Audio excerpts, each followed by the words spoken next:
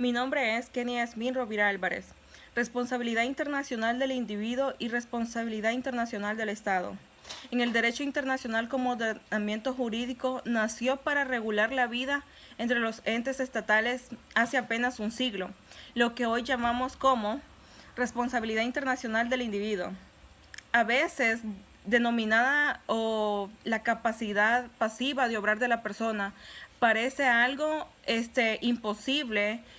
y muchas veces impensable, en lo mejor de los casos conocido como un sueño de uno que otro internacionalista tachado de visionario. Un derecho internacional como lo sentenciaba Ancelotti, la presencia de otros sujetos en el que sujetos de derechos y obligaciones distintos de los estados era simplemente inconcebible, ya que realmente dejaba un poco al margen la existencia de reglas que impusiera obligaciones y deberes a los particulares. De hecho, convertía en casi un anatema jurídico. Desde determinadas interpretaciones podría llegar a suponer tanto como admitir cierta subjetividad internacional del individuo a través de responsabilidad internacional. Las concepciones clásicas de derecho internacional que exponía la Corte Permanente de Justicia Internacional en sus primeros años dice que esta es una idea del ordenamiento jurídico internacional, solamente una relación entre estados nada más, o dicho de forma más directa y severa, que en atención a un principio de bien establecido, un acuerdo internacional como tal no puede reconocer derechos ni mucho menos imponer obligaciones a los particulares.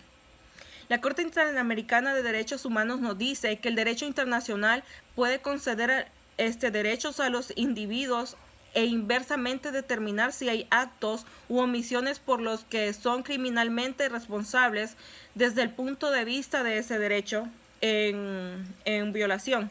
Lo anterior representa realmente una evolución de la doctrina clásica del derecho internacional que concernía exclusivamente a los estados. Siguiendo con la responsabilidad internacional del Estado y responsabilidad internacional del individuo, como primer punto, la responsabilidad internacional del Estado considera como un fundamento elemental de la efectividad del propio derecho internacional. Viene dada por la falta de conformidad entre el comportamiento, ya que una acción o omisión de un Estado y el que debería haber seguido atenerse a una obligación internacional determinada, lo que es da un lugar a las relaciones jurídicas nuevas y se engloban bajo la denominación general de la responsabilidad internacional estatal. El Estado, sobre las bases de derecho internacional y la violación en sí de una obligación internacional e independencia de su origen o naturaleza y a sus consecuencias, la reparación como la obligación principal junto a la cesación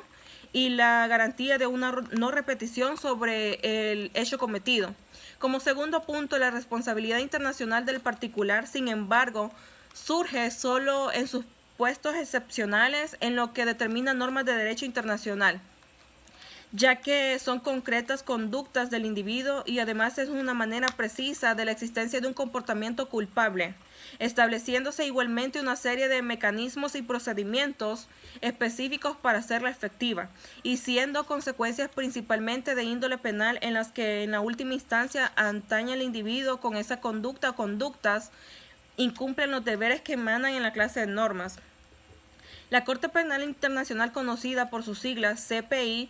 esta Corte es un tribunal permanente con vocación universal y de carácter complementario respecto a las jurisdicciones nacionales, creado por medio de un Estatuto de Roma, adoptado el 17 de junio de 1998, con sede en La Haya, Holanda, y con competencia para juzgar a los individuos presuntamente responsables de haber cometido crímenes más graves contra la humanidad, como el genocidio, de lesa humanidad y crímenes de guerra. Su existencia, labor incentiva a las administraciones de justicia de los estados por parte del Estatuto de Roma para que investiguen las violaciones de los derechos humanos y las infracciones de derecho internacional humanitario, que constituyen crímenes de competencia y sancionan a los responsables y reparen las víctimas en sus actos. la competencia jurídica de esta Corte Penal Internacional, en el artículo 5 del Estatuto de Roma nos establece los crímenes que son que la Corte, a saber, la competencia de la Corte se limita a los crímenes más graves y trascendencia para la comunidad internacional en su conjunto. La Corte te da competencia de conformidad con el presente estatuto respecto a los siguientes crímenes, como son el crimen de genocidio, los crímenes de lesa humanidad y los crímenes de guerra y el crimen de agresión. El Estatuto de Roma de la Corte Penal Internacional, en el artículo 6, define genocidio como cualquiera de los actos perpetrados con la intención de destruir total o parcialmente a un grupo nacional, étnico, racial o religioso como tal. La matanza de miembros de este grupo, la lesión grave e integridad física, mental de los miembros del grupo, sometimiento intencional del grupo a condiciones de existencia donde haya que acarrear su destrucción física total o parcial, y medidas distintas a impedir nacimientos del seno del grupo. Por último, el traslado por la fuerza de niños a otro grupo. Este delito es internacional, ya que se encuentra clasificado dentro de un género de crímenes contra la humanidad. Y este se puede entender como cualquier acto cometido por la intención de destruir total o parcialmente a un grupo nacional, étnico, racial o religioso. Estos actos comprenden la muerte y la lesión a la integridad física o moral de los miembros del grupo de exterminio en la adopción de medidas destinadas a impedir nacimientos en este grupo. Como modo de noticia, el 7 de noviembre del año 2019, en una noticia que la dio la ONU, la Corte Penal Internacional sentenció a 30 años de prisión a Bosco Ntaganda, tras ser declarado previamente culpable de haber cometido crímenes de lesa humanidad y crímenes de guerra en su localidad de Uturi de la República Democrática del Congo en los años 2002 y 2003, cuando ostentaba como cargo de jefe adjunto y Estado Mayor y comandante de las Fuerzas Patrióticas de la Liberación del Congo. En este caso se trata de la mayor pena impuesta hoy en día de la Corte Penal a un criminal de guerra. También la pena máxima a un ex militar que fue sentenciado como culpable de 18 cargos de crímenes de guerra y crímenes de lesa humanidad. Se le atribuye todo tipo de atropellos, violaciones, asesinatos y reclutamiento de niños. Y otro ejemplo, que en la sentencia SU 1184 del 2001 es un antecedente de responsabilidad penal, y es dicha responsabilidad de los jefes y otros superiores, ya que en el artículo 28 del Estatuto de Roma hace responsables penalmente a los jefes militares oficiales o de facto por crímenes de competencia de la Corte Internacional cometidos por fuerza bajo su mando o autoridad control efectivo, y extiende la responsabilidad penal a sus superiores civiles por los actos subordinados que estén bajo autoridad y control en efectivo. La sentencia dice que las fuerzas militares tienen la obligación en tanto garantes de enfrentar las agresiones individuales o colectivas en contra de los derechos constitucionales de las personas, así como de manera general contra los derechos humanos. De ahí que no puedan abstenerse a iniciar acciones de salvamento, excepto nadie mediante una imposibilidad jurídica fáctica frente a la ocurrencia de hechos graves de violación de tales derechos, en particular conducta calificables de lesa humanidad, como las violaciones a las prohibiciones fijadas desde el protocolo número 2 a los acuerdos de Ginebra y en general al derecho internacional humanitario, como en conflictos armados internos